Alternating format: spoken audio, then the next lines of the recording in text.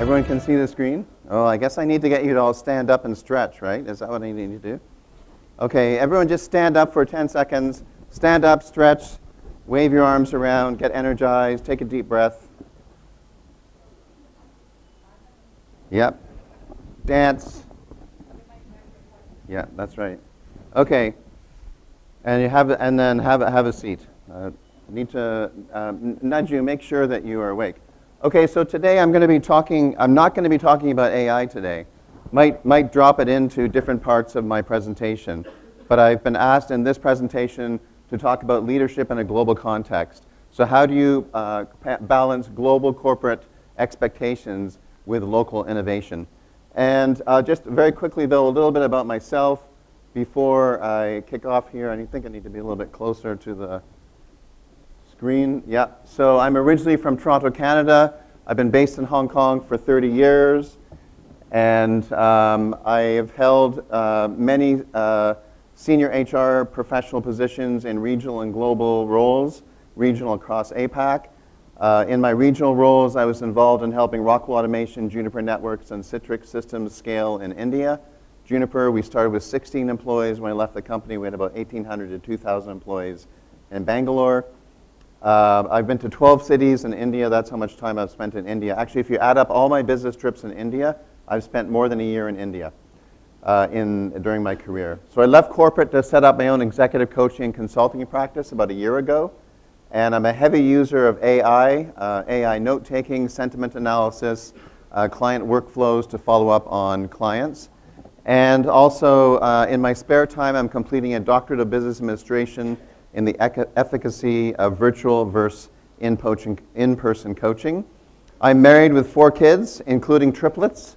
So I have headcount issues everywhere, even in my family. Not only headcount issues in corporate, but headcount issues in my family. But I'm not complaining. My family's wonderful. So imagine this. You are walking a global HR tightrope. You have a headquarters where you might be based in, that headquarters might be based, for example, in New York, or in London in the UK, or in Munich in Germany. And meanwhile, your region, you might be in a regional role where you're based in India, or you're looking after APAC, or you're looking after Southeast Asia. And you're balancing the expectations of corporate headquarters with the local innovation, and what are you going to do locally for your staff here. For example, if you're overseeing HR in India and employees in India. So I'm going to get some feedback from you with a model shortly, through a Slido shortly. But I want to share this model with you because you can probably imagine that this tightrope would be very different. Each stakeholder, headquarters, has very different expectations compared to the regional expectations and the local expectations. And you might be caught in the middle, managing and balancing local and regional expectations. So how do you walk that global tightrope? Now, before we jump into the Slido to make this a little bit more interactive, I want to share this slide with you, which is called the SCARF model. And this model is not mine. This model is actually from David Rock at the Neuro Leadership Institute. So if you want to know more about the SCARF model, you can look it up online. Actually, the SCARF model is Googled more than Maslow's hierarchy of needs as of about a year ago. And first of all, it's a useful change management tool because it helps us understand and explain what's important to people. So maybe you are someone where what's important to you is status, which means how you are recognized by other individuals, how you're recognized by your boss, or how you're recognized by your employees, or how you're recognized by your family, or your friends and your colleagues. And that could be a big thing for you, even right down to what title you have in a company. And for some people, it doesn't matter. They don't care what title they have. They're more interested in the job. The next category is certainty. And certainty has to do with the ability to predict the future and what's going to happen. So for example, when we were in the middle of COVID, the certainty was really affected because people had no idea what was going to happen in the next couple of days or the next couple of weeks or the next couple of months with the pandemic. And there was a lot of uncertainty around that. But for some people, having certainty about what's going to happen in their job or in their company is really, really important to them, and more important than status, for example. The next category is autonomy. So that is how much control you have, how much freedom to maneuver you have. So some people, they don't care about autonomy. If they have a boss that's a little bit of a micromanager, they work around it. But for other people, that really, really bothers them, and that really, really affects them, and because autonomy is important to them. The next category is relatedness, which is when relationships are the most important thing. That feeling of being secure and having people you can count on, that you can trust on, that you know you can always have someone that you can go to and get ideas to problems and solutions and so on. And then there's fairness, which is all about justice and making sure that the outcomes in life or the outcomes in an organization are fair and equitable for all that are involved.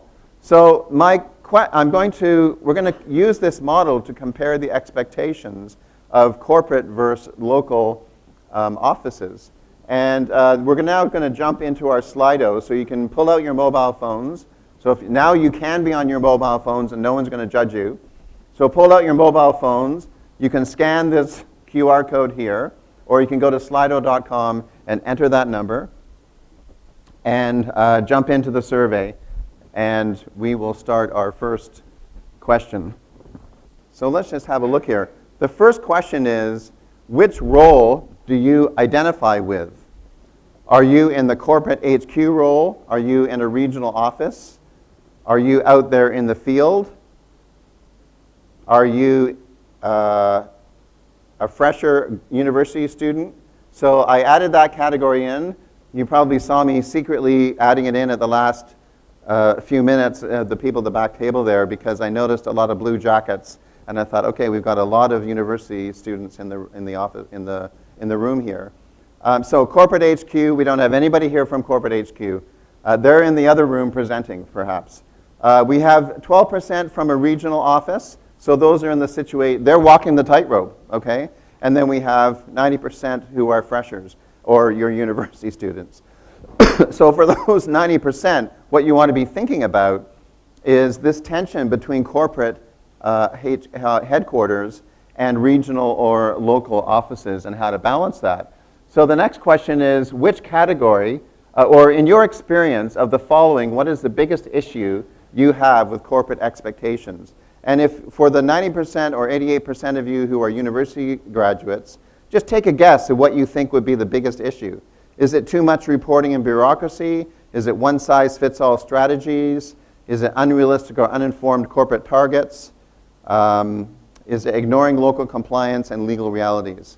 So in your experience of the following, what's the biggest issue you have with corporate expectations? So just imagine that you're in that local or you're in that regional office. You're based in Mumbai overseeing India, or you're based in Singapore overseeing Southeast Asia, or maybe you're based in Dubai overseeing half the world.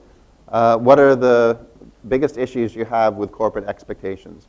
So we can see here that the most of you are saying unrealistic or uninformed corporate targets. Yeah, that's definitely an issue. When corporate decides without collaboration, without stakeholder engagement, particularly local and regional stakeholder engagement, what the sales goals, for example, are going to be or what the costs are going to be. The other issue is one size fits all. That's the next top one. One size fits all strategies and programs. Okay, great. Let's move on now. So instead of looking at what are the biggest issues corporate HQ expectations, let's flip it around now. And from the regional HR perspective, in your experience of the following, what's the biggest issue corporate headquarters has with regional local expectations? And again, if you're a university student, just take a guess. Based on your knowledge of your studies, what you've been reading, what do you think are the biggest issues? Is it a demand for high-cost local customization, a request for immediate localized autonomy, demand for budget-friendly, non-compliant infrastructure, or demand for exemptions from corporate policies? What do you think it is? So take a minute to quickly answer, and we'll see what you say.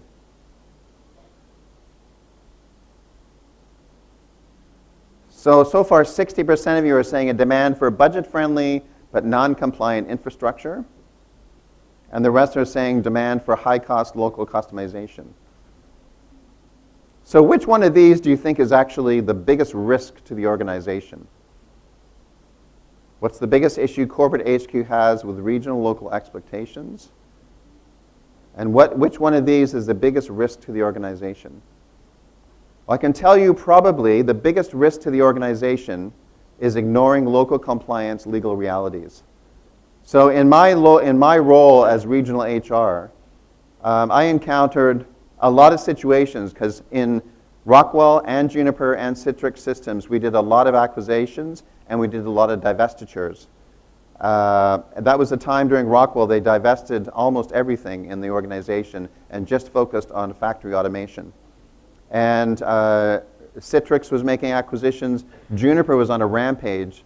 Juniper bought NetScreen, and one of the projects I was involved in was relocating the employees from Hyderabad to Juniper Networks, and fortunately 100% of them relocated. But the issue was the bottom one here, ignoring local compliance legal realities. Now that may not pop up a lot. It might only be 7% in your perspective. But this is one of those 80-20 rules that when that issue comes up, boy, you really have a problem. Because that's the sort of situation where an employee can take you to the courts and really make a lot of noise and be a big nuisance. And if you really have violated local policies and legal rules, then corporate head office has a problem. And you know, corporate head office, Munich and New York and London do not employ the employees in India. The India entity employs the employees in India. And so that's who the courts will hold accountable if there's a mismatch. So lots of times in our acquisitions, we discovered the people have been payrolled directly from the US, which was actually not legal, and we had to go through cleaning all that up. Okay, let's now look at the next slide. In your experience, regarding the SCARF model, remember status, certainty, autonomy, relatedness, fairness, what is most important to you in your role?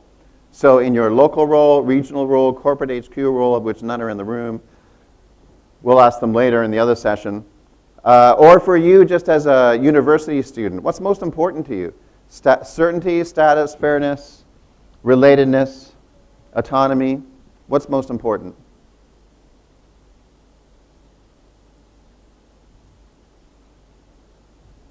So we can see that 33% of you are saying certainty, 37 moving up. Status is important, autonomy. Now there's no right or wrong answer here. It's different for each individual person. Their upbringing will make a big difference on what's important.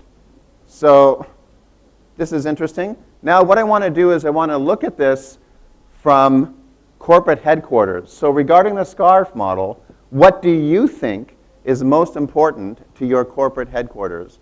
So if you're a fresh graduate, think of your case studies where you've had a global problem you've worked on, and what do you think is most important to corporate headquarters? Is it certainty? Is it fairness? Is it status? Is it relatedness? Is it autonomy? Yeah, so we can see here that 48% are saying certainty. I think you're probably bang on with that. Corporate headquarters wants to know with certainty what's happening in the regions and in the local offices. That'll be really, really important to them. They don't really care about status that much. They might, status in terms of we're headquarters, don't lose touch with the fact that we're headquarters. But definitely certainty would be number one. Now let's flip it around. What do you think is most important for the people who are in the regions and in the field? So if you are in that middle category, you're in Mumbai overseeing India, or you're in Singapore overseeing Southeast Asia, or Dubai overseeing half the world, what do you think is most important to those individuals?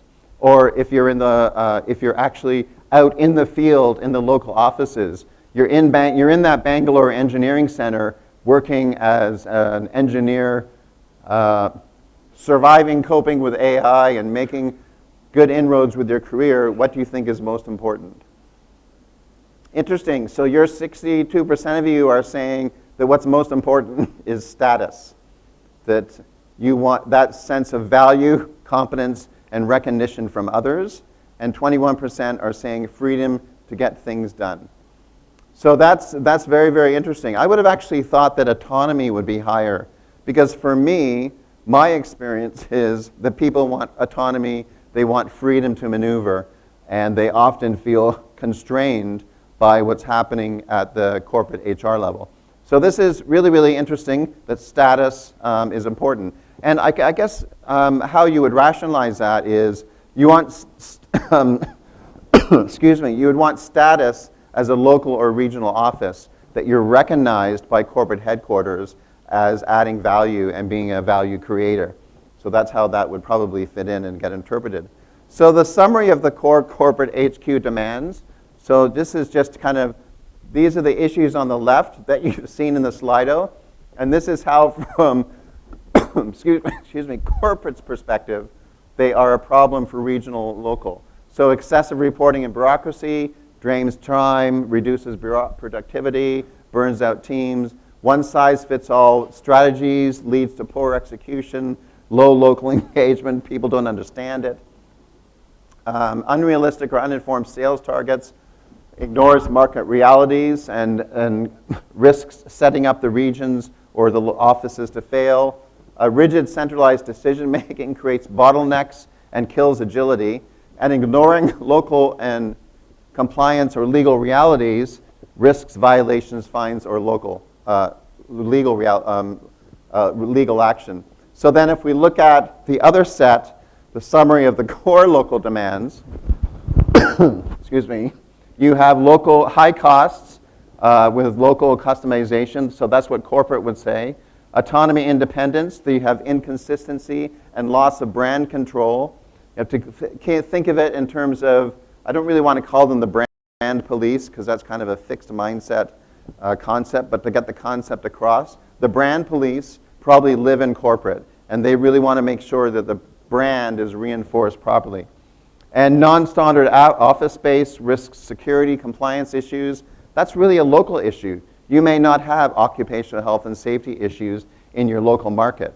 You know, it's very, very high in Australia, not so high in Hong Kong and other countries across Asia Pacific. So let's move on then to the next slide. And that is that the modern HR professional needs to be a net producer of value. So this should be your biggest takeaway from today. Remember this for the future. You need to be a net producer of value. So what does that look like? Well, you will, if you've been at this conference for the last day and a half, you will have heard people talk about that in human resources, sometimes it's a thankless job. So if you're in human resources, thank you. And if you're going into human resources, thank you in advance. Because you're going to do things that are tough. You're going to have difficult conversations. You're going to have to hire people, which will be great, and those people will be excited, but you're also going to have to fire people, and those people are going to be unhappy. And quite often, the HR people get pulled in to have those difficult conversations. I remember one of the panelists said yesterday, you'll never convince the CEO. And that's maybe because the CEO doesn't want to have those difficult conversations. But anyway, you will have activities that are a net consumption of value, or a consumption of value. And you will create activities which produce value. And it's almost like arithmetic. At the end of the day, true value creates when you serve both headquarters and local. But at the end of the day, you want the value that you create to be bigger than the net value that the consumption of the things that you take out. And I've actually developed this as you kind of look at it as the currency of trust in the relationship bank.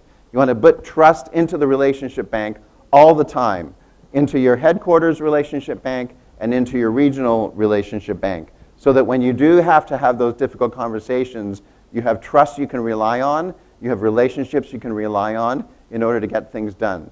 So what does this actually kind of look like? Well, here's just an example of, these are just some examples, you know, anticipating headquarters needs with clean data. Now, most companies nowadays have got systems in place in order to measure headcount, but not all companies do. And sometimes they actually have to call on HR to go out and make sure that the headcount reports are accurate. Very simple example, okay?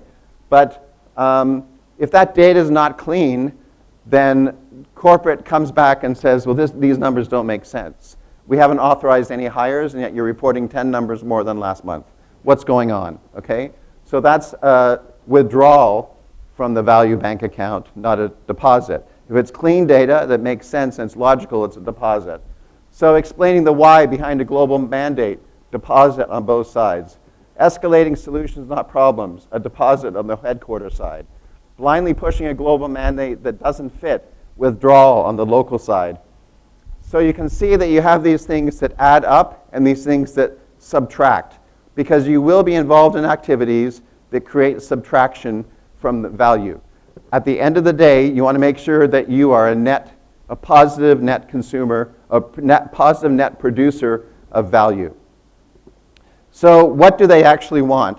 So the way to look at a headquarters, corporate headquarters, or even regional headquarters, if you're in the local office looking at the regional headquarters, is you split it up into tangible expectations and intangible expectations. So the metrics, be brutally clear on how you are measured.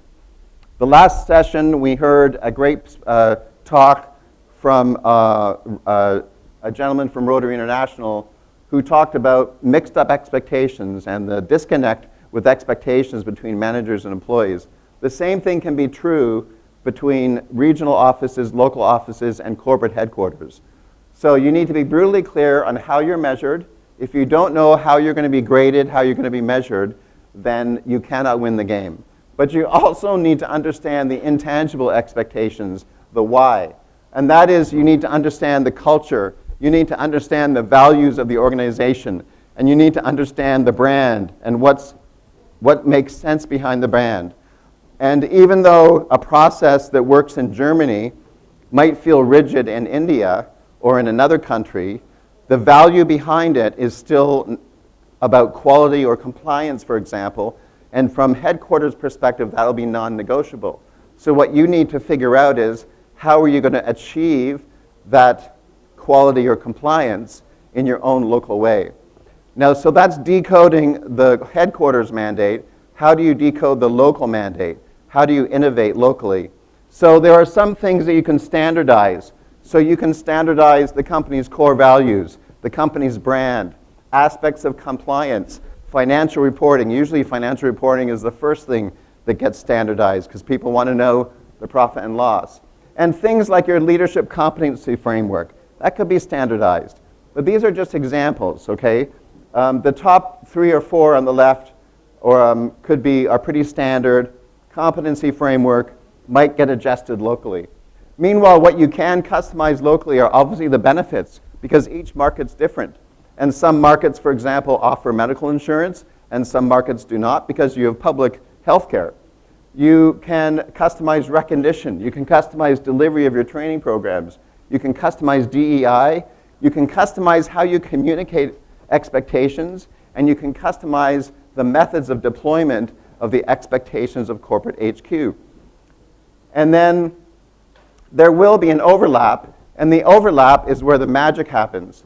So here, there will be an overlap. You can see that the circles overlap, and in some cases, there's more of an overlap, and in some cases, there's less of an overlap. But the overlap is where the magic happens because the standardization and the customization are marrying up. So you can standardize the outcome. The outcome might be the same, but you can customize the process when you're locally innovating, okay? So the next thing, there's a couple of case studies. And the first one is the diversity paradox.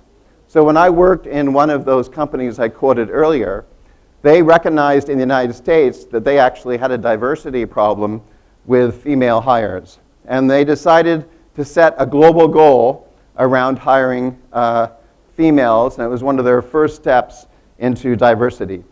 So they set some goals around that. Now, what was their assumption? They thought, well, because the US is behind, we assume that the rest of the company around the world is behind. But that was not the case. So what happened was this big DEI initiative arrived on our desks one day with no communication, and they said to us, we have quotas and diversity goals to make sure that females are represented throughout the company. Well, meanwhile, in UP, just outside of Delhi, we had manufacturing, light manufacturing, and they already had 50% representation of females on the assembly line in local manufacturing. And when I talked to the managing director in India, he said to me, Charles, this makes no sense. Honestly, what am I going to do with this? In order to achieve that goal, I have to let some people go. So what we ended up doing is we turned that into a best practice. We actually went back to headquarters and we said, hey, you know what? We think maybe this goal has not been thought about in terms of the local implementation, because actually we already have 50% representation on the assembly line in Delhi or outside of Delhi. But instead of kind of making them wrong about it, we actually said to them, this is a best practice. Let's talk about why that had happened. And incidentally, the reason it happened because we discovered that demographically, a significant number of mothers were not doing a lot at home because that demographic outside Delhi had a lot of children who were at school age, and these women had spare time. And the local management saw this as an opportunity to actually employ these individuals and skill them up into the light manufacturing, and that's exactly what they did. And everybody was, it was a win-win for us. It was a great thing for the organization. So we communicated that back to the head office, and we were able to say, hey, we've actually already surpassed your goals in India, and here's an example of best practice that you can share that best practice when you're trying to achieve your own goals in the US or in other markets. Now, that's a positive case study, and here's a negative case study. This was a case study where we were implementing a high potential program. It was layered sort of to 3 different levels, but every single level would have a high potential individual fly back to the US and participate in a leadership development program, week-long, 5 days at corporate headquarters in a beautiful off-site location with the CEO. Conversations and dinners with the CEO of a massive company, so a lot of time with the CEO. But what happened was, when we asked for HiPo nominations for this leadership program, locally there was a lot of distrust, and the assumption was that corporate headquarters had a hidden agenda, that they were trying to find out who were actually the weak links in the chain, that they weren't trying to actually develop high talent. And we recognize that the talent development and the talent succession planning in the organization had never been rolled out before in Asia. Nobody knew anything about it, and that it needed to be rebranded. So we took the time to rebrand it, and the first year was a little bit tough to get people to raise their hands to go into this program, but we actually took their testimonies when they came back from those CEO dinners and those CEO discussions that they had during those 5 days, and we created case studies out of them and testimonies out of them and shared them across the region so that people got a sense of that this was actually a really good thing, and we were looking for the future leaders of the region for that company. So you want to be an ambassador for both sides of the equation. Now, the one last case study I just want to talk about is that most cross-cultural training is one way, and you don't want to underestimate cross-cultural training. Cross-cultural training is one of the most effective ways to create understanding between headquarters and your region. And most training is one way. So you will go into a country, for example, and you'll explain how head office acts a certain way because they're American or from the UK or they're from Germany. But actually what we did at Juniper, because we were growing very, very fast, as I said before, we had 16 employees in the beginning. Someone earlier asked me, where was your office in Bangalore? And I said the office was everywhere because it felt like every 9 months we were moving into a new office because we were growing so fast. But what we did is we did circular dynamic cross-cultural training. So we started in Bangalore, and we had a cross-cultural expert come into Bangalore and say, hey, these are the dynamics of, the typical simple 5 dynamics of cross-culture. So we talked, I won't get into what those dynamics are. You can look them up online and understand cross-cultural dynamics. But we would explain that, and then the people in Bangalore were like, oh, that's why the hiring managers in the US act that way. That's why. I understand. And then we asked them the question, based on these cross-cultural dynamics, how would you recommend those hiring managers in the US interact with you differently? So they came up with a list of activities and ideas. And then we went back to Silicon Valley, and we went back to other parts of the United States where there were clusters of senior leaders and hiring managers. And we went them through the same cross-cultural training. And they said, oh, interesting. That's why those individuals in Bangalore act that way, because it's a totally different culture. That's really, really interesting. And we said to them, and by the way, this is how the employees in India thought that maybe you guys could work together better. What do you think of these ideas? And they would look at those ideas, and they would take them on board. But then we said to the US managers and leaders, what would you suggest happen, or what would you recommend to the team in India, the team in Bangalore, for example?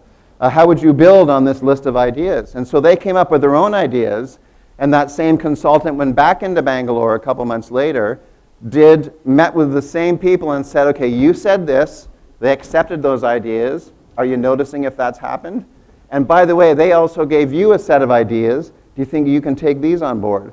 And so while you were from very different cultures, the Indian culture compared to the American culture, what you started having was this kind of circular, dynamic, cross-cultural training. And some of it started to get standardized in a way that really, really increased the productivity a lot. And that was one of the ways that we coped with the growth. We did the same thing in China because we built an R&D center in Beijing, and it grew rapidly as well. And we did the same thing with some of our offices in Europe. So I did this in my other regional roles as well. So the regional HR playbook, 6 best practices I would recommend for you. You want to know your tangible metrics and your intangible culture. You cannot navigate the matrix if you don't know the destination, okay? Communicate the expectations to corporate or to local. You increase business acumen. This is the multiplier.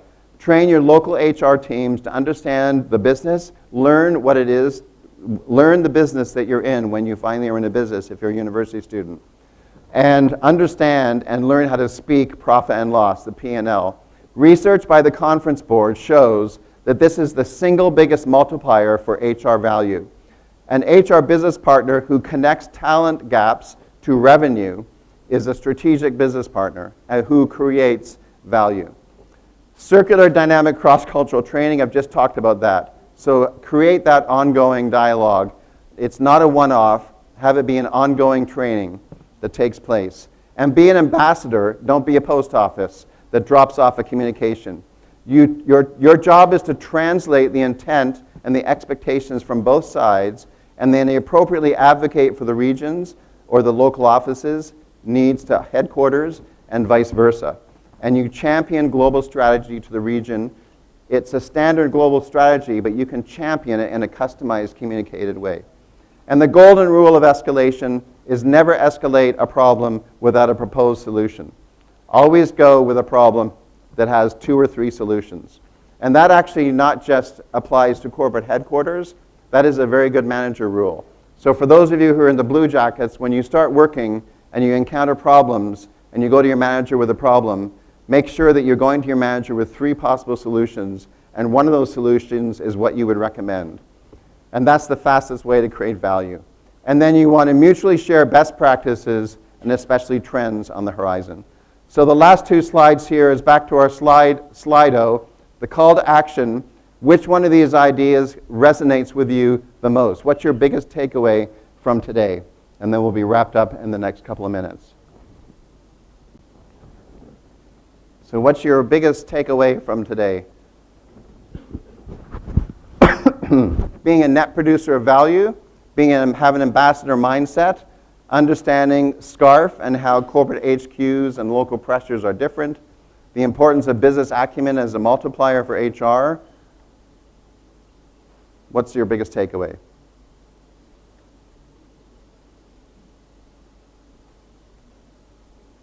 Okay, so far, being a net producer of value to both headquarters and my local team is winning at 56%. That's very, very good. If you remember that concept for your entire HR career, you will do well, okay? So remember that. Be a net producer of value for both headquarters and for your local team. Yes, you will do activities that take away from value. You will have disciplinary issues that people send you in to a local office or send you in somewhere to solve, and often those are unpleasant. Your job as an HR business partner is to make them as pleasant and fair as possible. But at the end of the day, you want to make sure when you're undergoing all these activities, you're a net producer of value as an HR person. You're creating that value, okay? So thank you very much. My last slide is just to what extent did you gain value from today's presentation? Just give me a quick rating and I'll take that feedback. Always interested in feedback. Thank you very much. And also connect with me on LinkedIn. That's my QR code. Mention the World HRD Congress. I have a lot of followers on LinkedIn, but if you send me a note and mention the World HRD Congress, then I will accept you and add you as a connection. And thank you very much today for your great listening and engagement with the Slido. Namaste.